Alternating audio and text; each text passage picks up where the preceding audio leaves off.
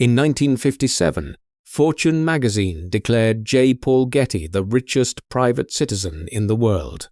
He was worth somewhere between $700 million and $1 billion, a number so large that most Americans couldn't process it. He owned an oil empire that spanned 3 continents, a collection of Renaissance art that rivaled national museums, and a French chateau he had filled with antiquities that kings had once coveted. He also had 5 sons. None of them were happy. By the time Getty died in 1976, alone in his English estate with a rotating staff of nurses and no family present, the damage was already done. His sons had been neglected, abandoned, emotionally starved in the precise way that only extremely wealthy neglect can produce. His grandchildren would suffer worse. One would have his ear cut off and mailed to a newspaper. Another would spend his life in a wheelchair, paralyzed by a drug overdose. Others would battle addiction, mental illness, and the specific madness that comes from inheriting more money than any person can survive intact. The Getty fortune did not destroy its heirs through poverty. It destroyed them through excess, through absence, through the particular coldness of a man who loved oil more than people. This is the story of what money costs when the man who makes it forgets what it's for. John Paul Getty was born on December 15, 1892, in Minneapolis, Minnesota, to a family that was already wealthy and about to become much more so. His father, George Franklin Getty, was a lawyer who had made a series of shrewd investments in Oklahoma oil land in the early 1900s, investments that would prove to be among the most perfectly timed in American commercial history. George Getty was not a negligent father. By the accounts of those who knew the family, he was attentive, present, and genuinely invested in his son's development. He sent Paul to private schools, took him to Europe, encouraged his intellectual interests, and brought him into the oil business with the intention of creating a partnership. He gave Paul money to make his first oil lease purchase in Oklahoma in 1914, when Paul was 21 years old. The young man who made that first purchase was already showing the qualities that would define his life. He was intelligent, genuinely impressively so, with a facility for languages, a serious interest in art history, and a financial intuition that was almost physical in its precision. He was also charming in the way that certain cold men can be charming, capable of warmth in short, controlled doses, magnetic in social situations, and thoroughly unavailable for the sustained emotional reciprocity that other people call relationship. He was also spectacularly successful at making money. That first Oklahoma lease turned a profit. He made more purchases. By his late 20s, he had made and spent his first $1 million, had married and divorced twice, and had established a pattern of behavior around women and money that would persist for the rest of his life. He spent freely on himself. He calculated every dollar he spent on others. When George Getty died in 1930, Paul inherited the family oil business and approximately $500,000 in cash. Most businessmen who inherit established companies consolidate what they have. Getty expanded. The timing was, by any rational assessment, lunatic. 1930 was the beginning of the Great Depression. Oil prices were collapsing, and the industry was in crisis. Getty bought. He'd distressed oil leases at prices that reflected the desperation of their sellers. He bought stock in Tidewater Associated Oil Company when its price had collapsed, then methodically accumulated shares until he controlled a majority. He drilled when others stopped drilling. He invested when everyone around him was liquidating. This was not courage in the conventional sense. Getty didn't take risks in the way that gamblers take risks, with adrenaline and hope. He took calculated positions based on his assessment that everyone else was wrong. and he was right with a consistency that suggested something more than luck. He understood oil, the geology of it, the economics of it, the long-term trajectory of global demand for it, in a way that allowed him to see past the immediate panic to the structural reality underneath. By 1940, he was rich, not yet the richest man in the world, but rich in a way that separated him from ordinary wealthy men. His oil interests were producing income that compounded regardless of what he did.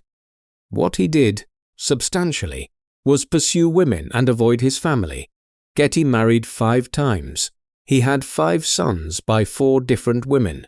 He was, by the consistent testimony of virtually everyone who knew him well, incapable of sustained emotional intimacy. The women he married were attracted to his intelligence and his wealth and his charm, and then discovered, as all of them eventually did, that the charm was a performance that he could not maintain once the performance was no longer serving an immediate purpose. His sons, George, Ronald, Paul, Gordon, and Timothy, grew up in the specific deprivation that very wealthy neglect produces. They had everything material and almost nothing paternal. Getty appeared at intervals, assessed them against standards he never clearly articulated, expressed disappointment in ways that were sometimes direct and sometimes simply atmospheric, and disappeared again into his business or his current romantic preoccupation. The sons grew up, understanding that their father's attention was a resource more scarce than his money, and that no amount of achievement seemed to unlock it reliably. Some of them tried harder, some gave up. All of them were damaged in ways that money couldn't fix, partly because the money was the problem, a constant reminder of what their father valued and what he didn't. In the 1950s, Getty moved his base of operations to Europe, eventually settling at Sutton Place, a 16th-century Surrey manor house that he leased from the Duke of Sutherland. He filled it with art. He installed a payphone for guests. He installed an elaborate system for recording incoming calls, so he could review them later. He did not install warmth. That was not something available for purchase, and it was not something he was willing to manufacture. His family was in America. He was in England. The distance suited him perfectly. The children of extraordinarily wealthy men who are also emotionally absent follow predictable paths. The predictions are not comfortable ones. Getty's eldest son, George, was the one who tried hardest to win his father's approval. He worked in the family oil business, took the business seriously, demonstrated genuine commercial capability. He was the son who most resembled his father in professional temperament, which made the rejection, because it was a rejection, consistent and low-grade and never quite explicit, particularly painful. George spent his adult life orbiting his father's approval without ever quite reaching it. He drank. He took pills. He suffered through periods of severe depression that were inadequately treated by the medical standards of the 1960s. In June 1973, George Getty died of a drug and alcohol overdose. He was 48 years old. The question of whether it was intentional has never been definitively answered, and perhaps the distinction didn't matter much to anyone but George himself. His father, when informed, expressed grief in characteristically measured terms. He did not fly to America for the funeral. He was busy. Ronald Getty, the second son, largely withdrew from the family drama. He maintained the lowest profile of any of Getty's children, avoiding both the oil business and the social spectacle that surrounded his family. He survived his father and his brothers, with his mental health comparatively intact, which in the context of the Getty family constitutes an extraordinary achievement. The third son was John Paul Getty Jr., called Paul, and he was the one the story chose to consume most completely. Paul Getty Jr. was born in 1932 and grew up with the particular disadvantage of being his father's favorite for a period, then falling from that position in ways that he spent the rest of his life trying to understand. He was sensitive where his father was armored, artistic where his father was commercial, emotionally available where his father was closed. In a different family, these qualities would have been assets. In the Getty family, they were liabilities. He married Gail Harris in 1956. They had 4 children, including a son named John Paul Getty III, called Paul, like his father, in the family tradition that would eventually produce a confusing cascade of Pauls across generations. The marriage was troubled from early on, strained by Paul Jr.'s restlessness and his growing dependence on alcohol and drugs that would intensify as the decade progressed. By the mid-1960s, Paul Jr. had met Talitha Pohl, a Dutch actress of extraordinary beauty, at a party in Rome. He left his marriage, moved to Rome, and began a new chapter of his life that was thrilling and destructive in roughly equal measure. He and Talitha occupied a glamorous position in the European jet set, beautiful, wealthy, well-connected, surrounded by artists and aristocrats, and the particularly dangerous category of people who had enough money to pursue any appetite without consequence. The appetite they pursued most seriously was heroin. The drug culture of the late 1960s was not confined to any economic class, but it expressed itself differently depending on resources. For working-class users, heroin was a neighborhood crisis, visible and brutal. For people with unlimited money, it was a private catastrophe that could be sustained for years before it became publicly visible. The drugs were purer, the settings more comfortable, the ability to function socially intact, long past the point where a poorer addict would have collapsed. Paul Jr. and Talitha Getty lived their addiction in Roman palazzos and Moroccan ryads, surrounded by beautiful things and interesting people, and an endless supply of the drug that was quietly consuming them both. Their son Paul III, a teenager in the late 1960s, mostly raised by his mother after the divorce, was absorbing all of this as the template for what adult life looked like. In July 1971, Talitha Getty died of a heroin overdose in Rome. She was 30 years old. Paul Jr., devastated and increasingly deep in his own addiction, retreated further. He essentially disappeared for the better part of a decade, lost in drugs, occasionally hospitalized, disconnected from his children, his business obligations, and the world. His father, monitoring all of this from Sutton Place, responded with a combination of financial support, enough to prevent complete catastrophe, and emotional distance, enough to make clear that the support was transactional rather than paternal. Getty Sr. had spent his life calculating the appropriate amount of money to deploy in any situation. His children's suffering was not exempt from this calculation. Gordon Getty, the 4th son, was different. He was intellectually ambitious in unconventional directions. He composed operas, pursued philosophical questions, and managed the paradox of enormous inherited wealth with more equanimity than his brothers, at least publicly. He would eventually become the family member most involved in managing the Getty fortune after his father's death, a role that would prove complicated in the way that anything involving $1 billion and a family of damaged people inevitably becomes complicated. Timothy Getty, the youngest son, born in 1946, died in 1958 at the age of 12 from a brain tumor. He was the only Getty child whose life ended before his father's emotional negligence had time to fully express itself. His death devastated J. Paul Getty in the way that only the loss of the youngest child, the one still young enough to be innocent of disappointment, can devastate even the most armored man. Getty wept at Timothy's death. He did not weep at much else. The family by the early 1970s was a collection of wounded adults orbiting a distant patriarch and the extraordinary wealth he controlled.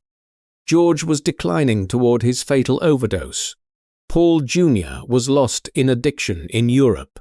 Gordon was managing his complicated position with characteristic eccentricity. Ronald was keeping his distance.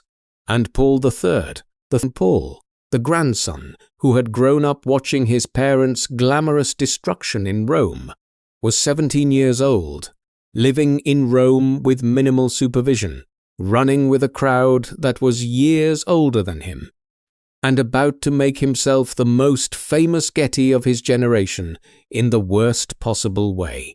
He was about to get kidnapped. The kidnapping of John Paul Getty III began on the night of July 10, 1973, in Rome's Piazza Farnese. Paul was 16. He had turned 17 the following month, but on the night it happened he was 16. And he had been living in Rome with a freedom that would alarm most parents and apparently didn't particularly alarm his. His mother, Gail Getty, had custody of him following her divorce from Paul Jr. She was living in Rome, but her oversight of Paul's activities was limited by his determination to live as an adult, and by the chaotic social environment in which he was embedded. He was likable, this young Paul. People who knew him in Rome described a boy who was charming and funny and street smart in the way that children of complicated wealthy families sometimes are. Adept at reading adults, good at making himself entertaining, aware of his social position without being defined by it. He wore his grandfather's name lightly. He dated Italian girls, made friends in the artistic community, drifted through the Rome that tourists didn't see. On the night of July 10, men grabbed him near the Piazza Farnese. He was pushed into a vehicle and driven away. A ransom demand followed, $17 million. The demand went to Gail Getty. She didn't have $17 million. She called J. Paul Getty. What happened next defined how the world saw the Getty family for the remainder of the 20th century. J. Paul Getty, the richest private citizen on earth, a man whose oil wells were producing income that most people couldn't calculate in their heads, refused to pay. He refused publicly and with a specificity that was breathtaking.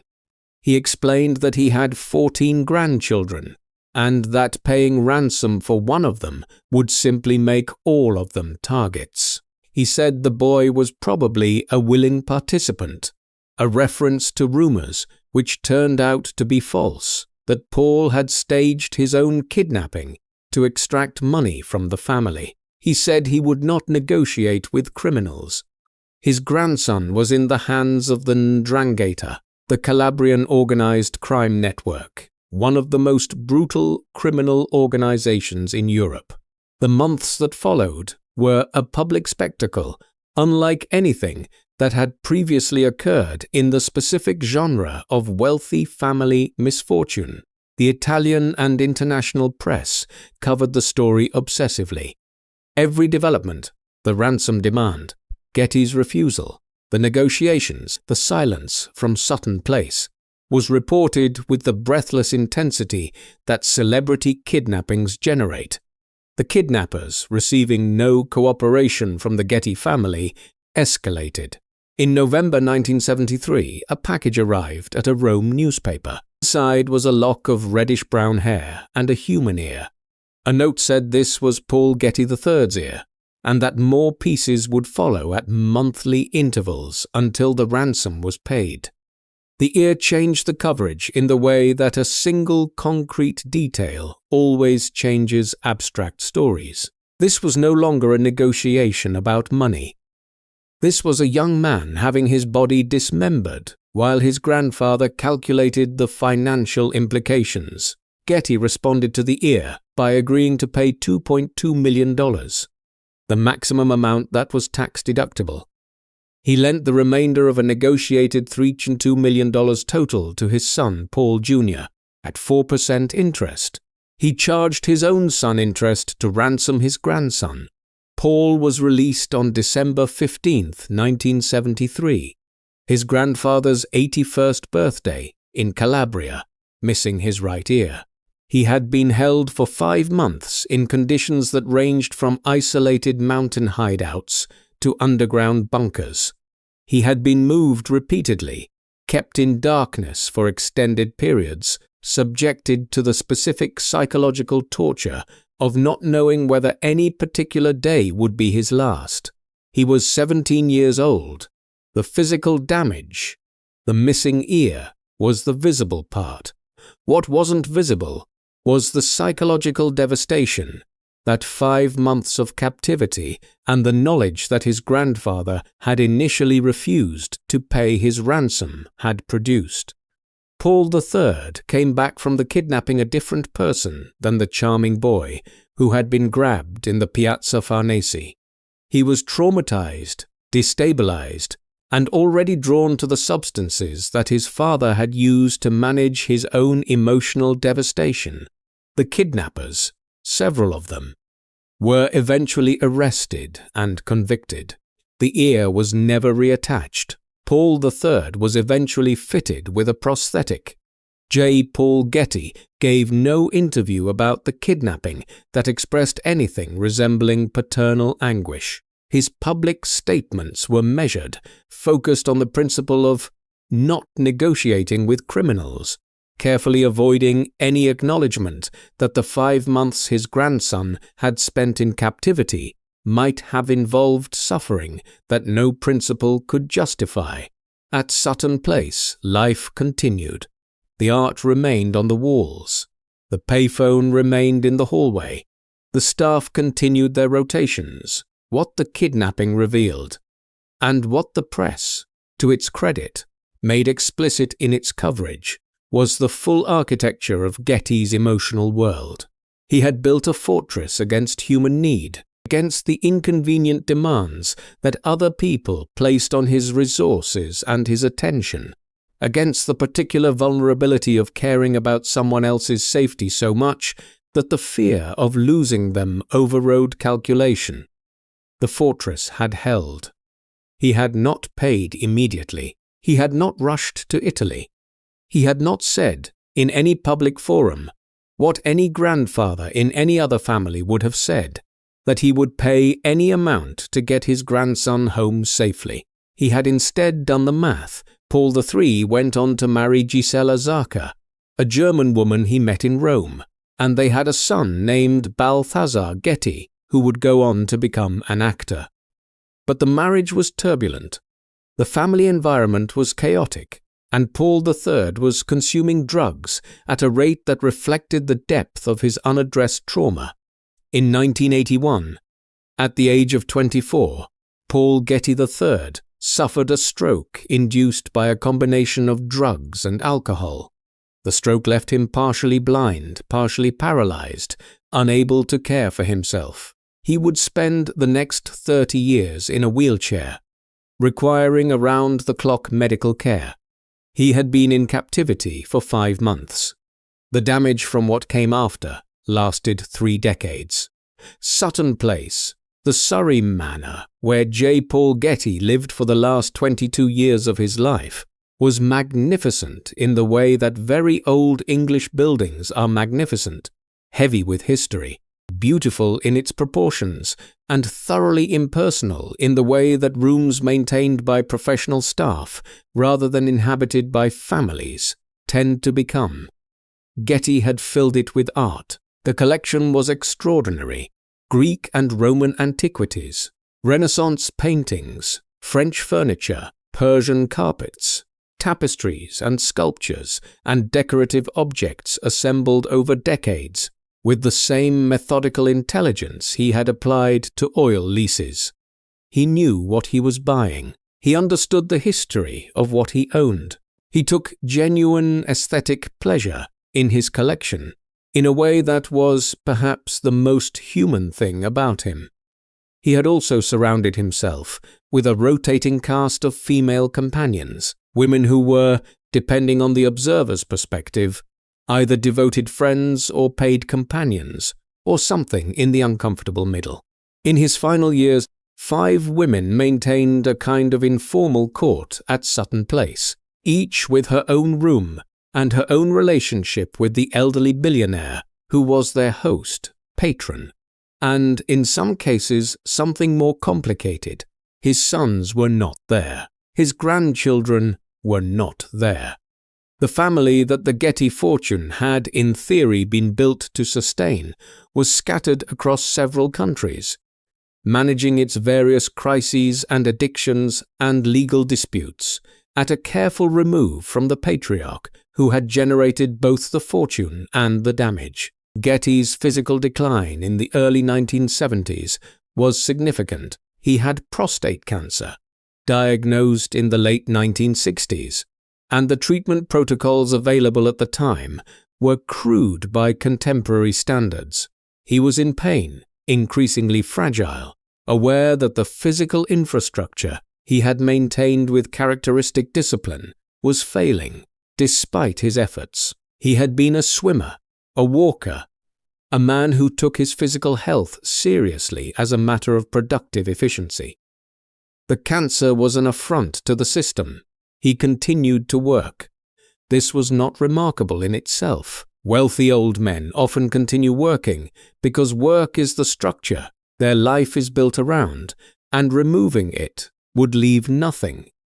But the nature of Getty's work in his final years was distinctive. He was managing a business empire that had become so large that it was essentially unmanageable by any individual, and he was doing so with the fierce reluctance to delegate that had always characterized his approach. His distrust of other people's judgment was comprehensive. He had built the oil empire through his own intelligence and his own instincts, and the idea that anyone else could make decisions of equivalent quality was not one he found convincing. This was, in the early years of the company, probably accurate. By the 1970s, when the company had become a multinational corporation, employing thousands of people, it was simply an old man's failure to recognize that the world had grown past his capacity to control it personally. He wrote memos. He took phone calls. He reviewed reports. He negotiated from his Sutton Place study with the same intensity he had brought to his Oklahoma oil leases 60 years earlier. The staff around him maintained the performance of a functioning executive operation, while managing the reality of an elderly, ill man who was spending more time in his bedroom and less time in his study. The women who were his companions in these years have described, in various memoirs and interviews, a man who could still be charming and intellectually engaged in his good hours, and who became, in his bad hours, a figure of considerable pathos, alone in a way that no amount of surrounding company could address, because the loneliness was internal. He had never built the emotional architecture for genuine connection, and in his 80s, with his body failing and his family absent, the absence of that architecture was simply visible in a way it hadn't been when he was vigorous and rich, and the oil was flowing. His son Paul Jr. was somewhere in England, lost in his addiction. George was dead. Gordon was in San Francisco, managing his own complicated life and his position in the company. Ronald was keeping his characteristic distance. Paul III was recovering, or not recovering, from the kidnapping and its aftermath. Getty's relationship with money in his final years remained the most consistent thing about him. He continued to accumulate. The oil price shock of 1973, triggered by the Arab oil embargo, had multiplied the value of his oil assets in a single year by more than he had accumulated in his first decade of business. He was worth more in 1975 than he had been worth in 1970 by a factor that would have seemed fictional if stated as a number. The wealth was now simply beyond comprehension, even his own. What he could not accumulate, and had never figured out how to obtain, was the thing that would have made his final years less bleak. He had no one who loved him in the unconditional way that suggests the love is for the person rather than for what the person controls. The women at Sutton Place cared about him, in their way, but the nature of their position made the purity of that caring impossible to establish. His sons had grievances against him that were legitimate enough that he couldn't dismiss them as ingratitude. His grandchildren were too young or too damaged to be present. He had the art. He had the staff. He had the memos and the phone calls and the ongoing business of an empire that didn't particularly need him anymore, but continued to perform the ritual of requiring his attention, because that attention was the closest thing to purpose he had left. In 1974, Getty agreed to fund the J. Paul Getty Museum in Los Angeles with a trust that, after his death, would receive his share of Getty Oil Company stock. He had been maintaining a small museum at his Malibu ranch since 1954, but this was different. A serious endowment, a major institution, the kind of philanthropic gesture that would ensure his name was attached to something permanent and respectable. The gift was also, in its way, characteristic. He was giving his art to a building. He was not giving his attention to his family. The museum would be better maintained than his relationships had been, and it would outlast the relationships by decades, which perhaps was the point. J. Paul Getty died on June 6, 1976 at Sutton Place. He was 83 years old. His death was attended by his doctor and his staff. None of his sons was present. None of his grandchildren was present. The death notice went out on the wire services and produced the predictable flood of coverage, tributes to his business genius, retrospectives on the oil empire, assessments of his fortune. The personal stories, the absent sons, the kidnapped grandson, the payphone in the manor hallway, the interest charged on ransom money, were present in the coverage, but treated as footnotes to the main story of commercial achievement. His estate was valued at approximately $4 billion at the time of his death. The J. Paul Getty Trust, which received the bulk of his assets, including his Getty Oil stock, would eventually be worth more than 10 times that amount when Getty Oil was acquired by Texaco in 1984 for $10, $1 billion, generating what was then the largest corporate acquisition in American history and creating a charitable trust of extraordinary size. The Getty Museum in Los Angeles received funding that made it, almost overnight, one of the wealthiest arts institutions in the world.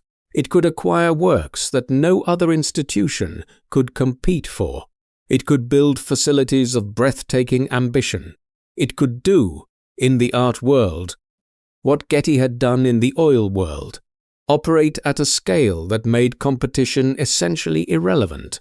The family, that was supposed to inherit the fortune, discovered that the trust's structure meant they were inheriting considerably less than they had expected. The legal disputes that followed lasted years, involved multiple law firms across several countries, and produced a body of litigation that entertainment lawyers still use as a teaching example. The oil king was dead. The reckoning was just beginning. The inheritance of $1 billion fortune is not the straightforward transaction it appears to be from the outside. The money arrives with obligations, complication, expectation, and the particular weight of being permanently identified with something you didn't build. This is manageable for most wealthy families when the family itself is reasonably intact, when the generations have relationships with each other, when there are shared values and at least some shared experiences, when the dysfunction hasn't been allowed to compound across decades without intervention. The Getty family was not that family. By the time J. Paul Getty died in 1976, his family was already a landscape of damage. George was dead. Paul Jr. was in England, deep in his addiction, barely functional. Gordon was managing his eccentric position in San Francisco. Ronald was distant. And the third generation, the grandchildren, were inheriting not just money, but the full architecture of trauma that the money and its maker had produced. Paul III was in the worst position. The kidnapping and its aftermath had left him with physical disability, untreated trauma, and the particular despair of a young man who had discovered, in the most visceral possible way, that his family's wealth was not unconditional protection. The prosthetic ear he wore was a daily reminder. The wheelchair he would eventually inhabit for 30 years was the consequence of what came after.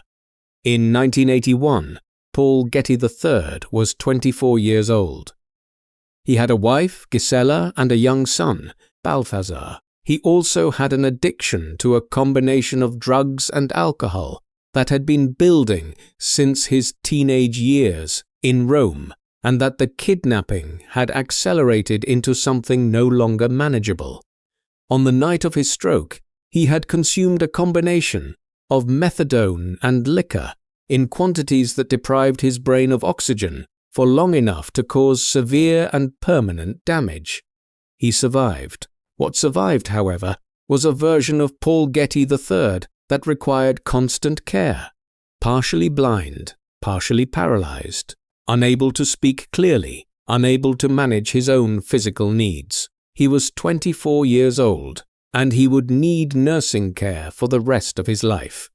His son Balthazar, who would grow up to be an actor, spent his childhood visiting a father who was present in body but largely absent in the ways that matter.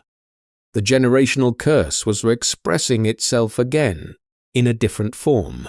A child growing up with a father who couldn't parent, because his father hadn't parented, because father's father had been too consumed by oil and money and the performance of not needing anyone to learn how. Gisela divorced Paul III in 1993. The dissolution was acrimonious. The care arrangements were complicated. The money was present in quantities that should have solved logistical problems and did, while solving nothing essential. Paul Getty Jr., Paul III's father, eventually found his way back from the depths of his addiction, though the journey took the better part of a decade and left marks that never fully disappeared. By the 1980s, he had largely given up heroin, had moved more permanently to England, and had begun to reconstruct something resembling a life. He became genuinely philanthropic, donating substantial sums to British arts and film institutions, funding hospitals, supporting causes with a generosity that contrasted strikingly with his father's famous parsimony. He also became a recluse. The agoraphobia that developed in his addicted years never entirely left him. He spent much of his later life in his London townhouse, receiving visitors but rarely going out, building an environment of extreme comfort and controlled beauty that was, in some ways, a more humane version of what his father had created at Sutton Place. A fortress against the demands of the external world, but a warmer one, furnished with genuine affection for the people inside it. He was awarded an honorary British knighthood in 1986 for his charitable contributions to British cultural life, a recognition that would have been straightforwardly celebrated in any other family, but in the Getty context carried the particular irony of a man honored for giving away money that had been generated by a father who had charged him interest on his kidnapped son's ransom. Gordon Getty had perhaps the most publicly peculiar trajectory. He was genuinely musical.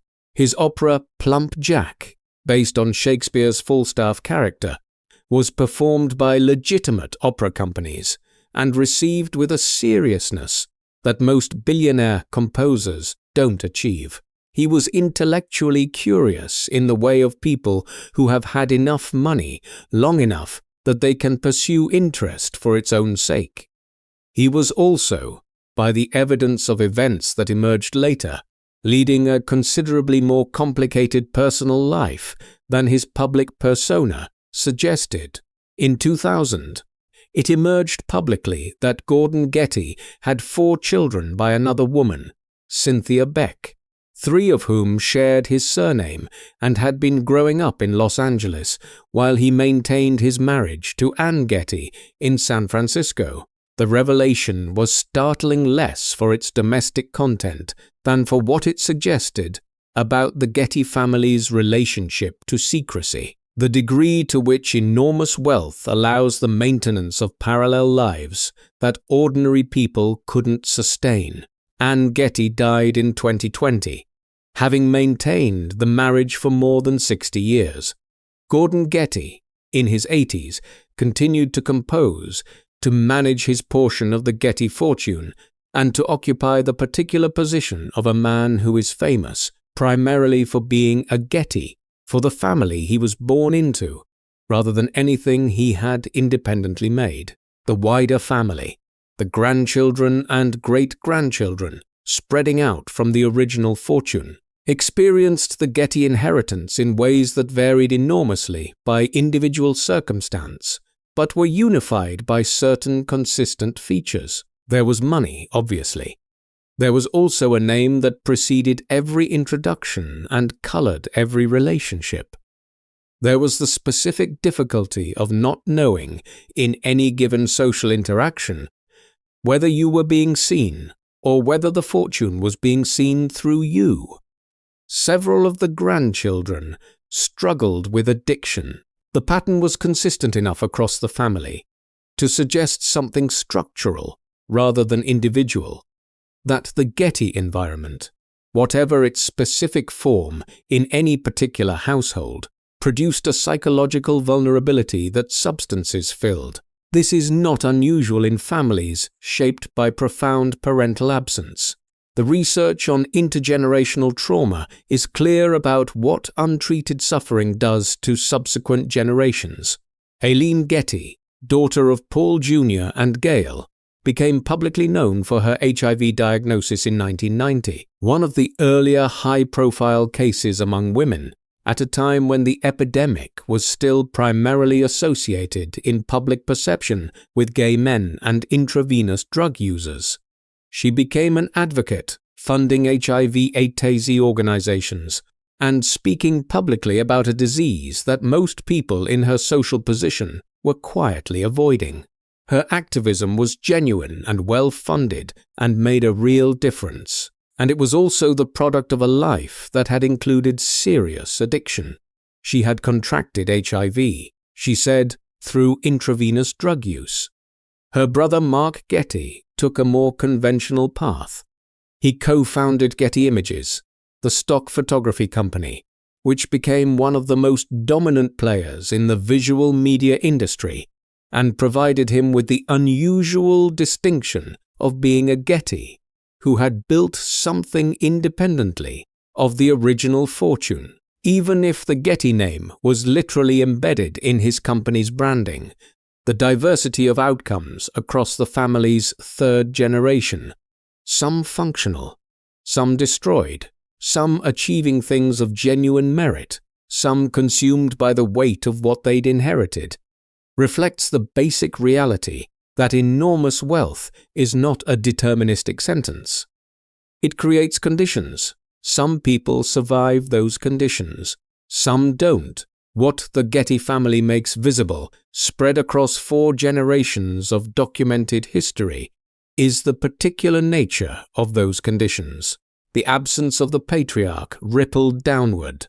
The damage accumulated. The money that was supposed to provide everything provided everything except the one thing that might have helped.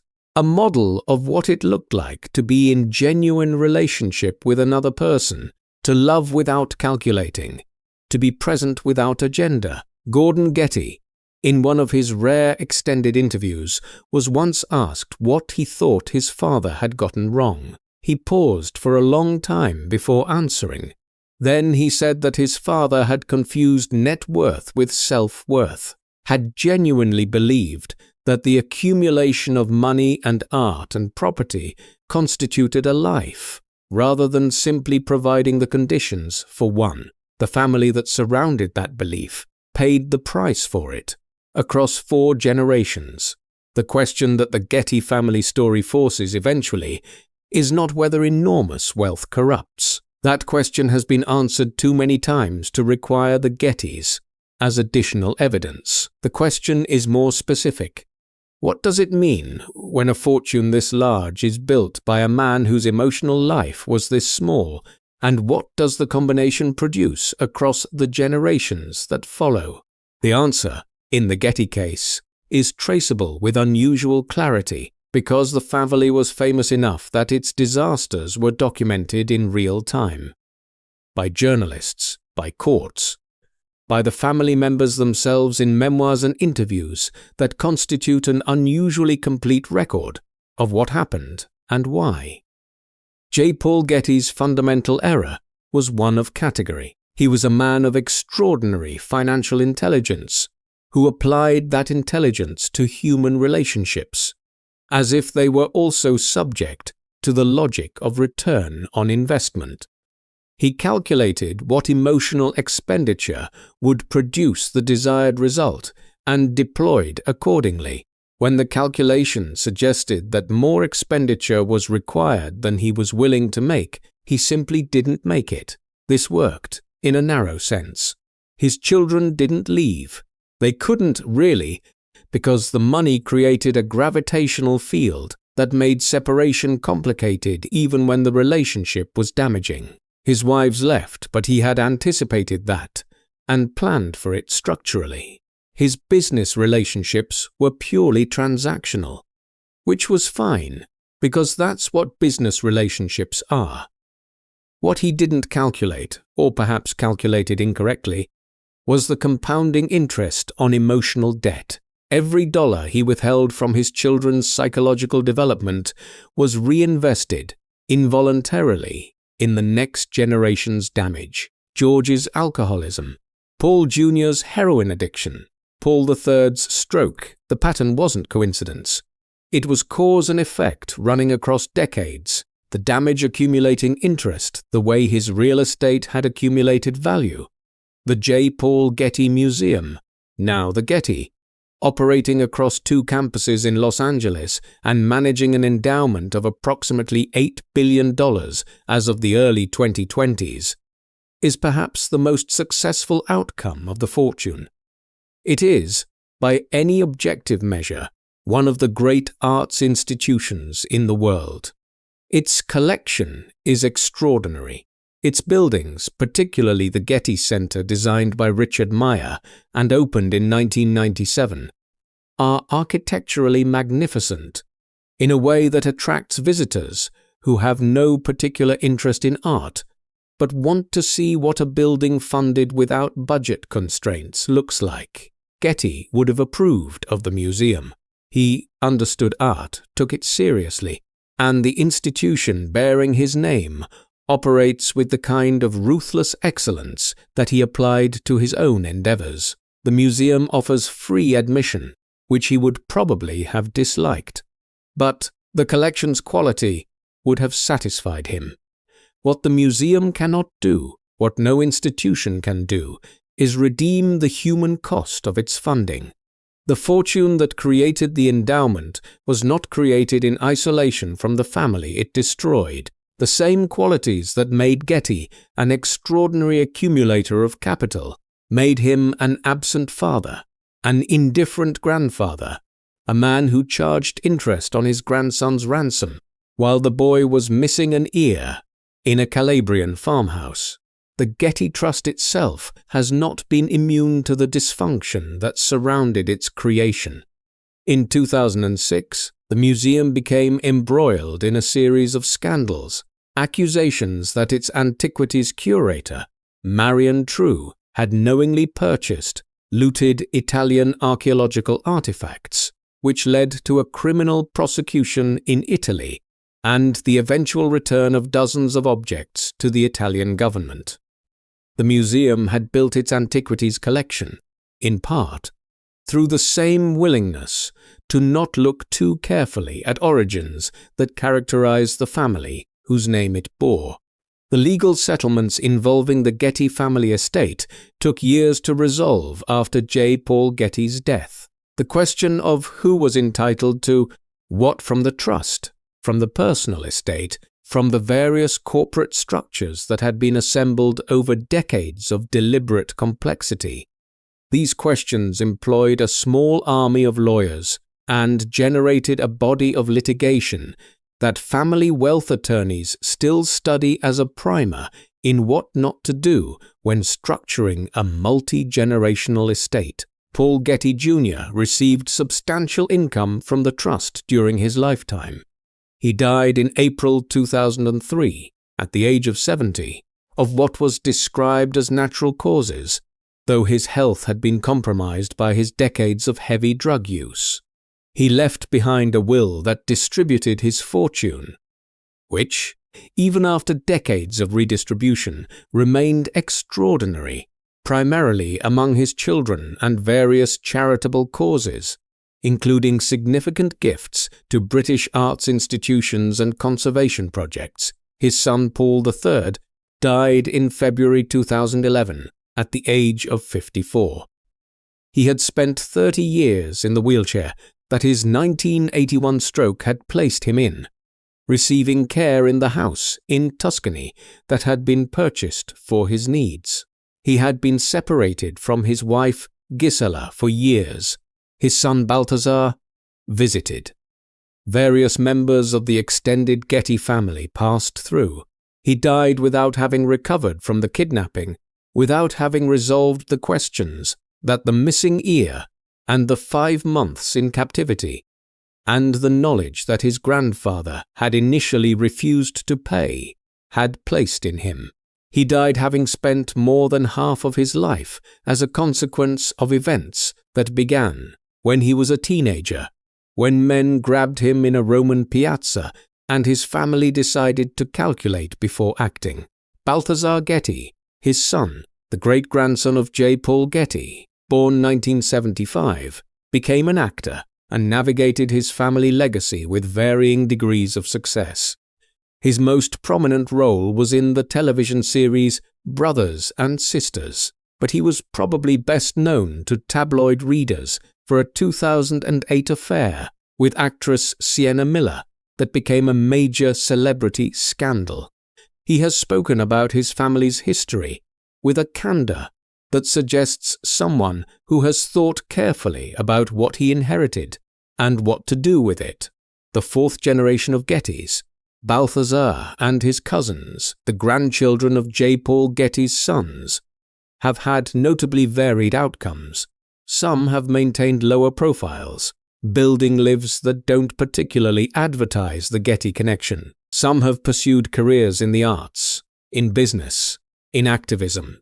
The name is still famous enough to be both asset and burden, but the fame has faded from the intensity of the 1970s and 1980s, when the kidnapping and the patriarch's death and the legal battles kept the family in constant public view. The Getty curse, the phrase that journalists and biographers have attached to the family's history of tragedy, is not really a curse. Curses require supernatural explanation. The Getty story has a thoroughly natural one. A man who was brilliant at making money was terrible at being present for the people. His money was supposed to support. The damage that absence created was not treated, because the money allowed it to be managed instead, supplemented, medicated, accommodated, but never healed.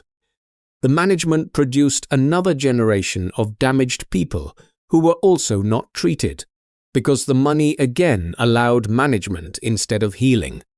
And so on, downward through the generations, till the distance between the original accumulation and its human consequences became so great that the connection was visible only to people who had reason to look.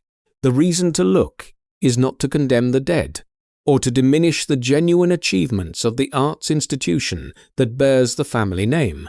The Getty Museum is a real thing of real value, and reducing it to the product of family dysfunction would be both inaccurate and unfair to the people who have built and maintained it. The reason to look is simpler than condemnation.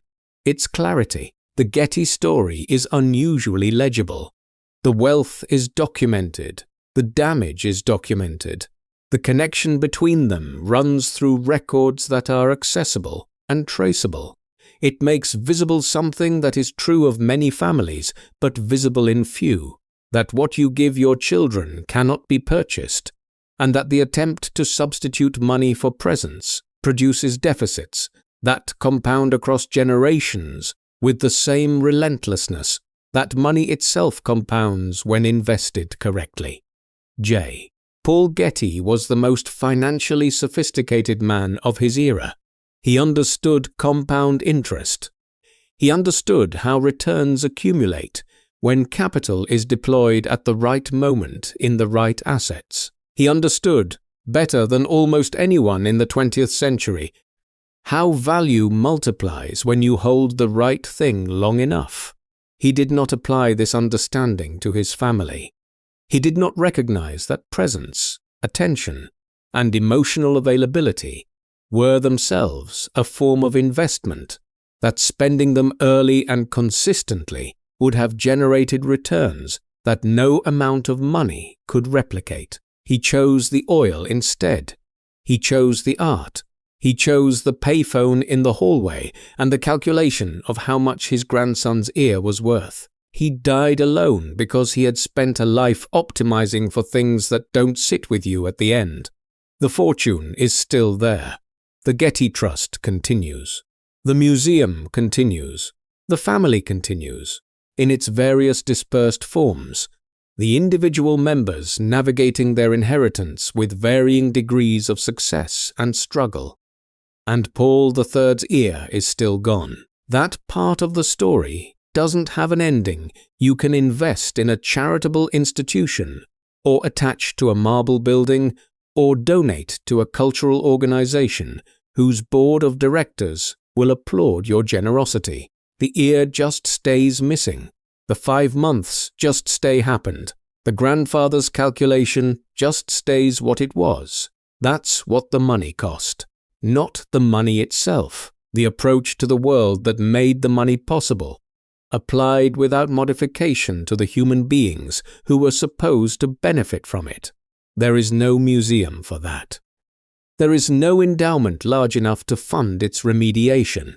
There is only the record, and the clarity it offers to anyone willing to look at what the Gettys actually built, and what they actually lost, and why the two things are not as separate as the marble, and the money would prefer you to believe.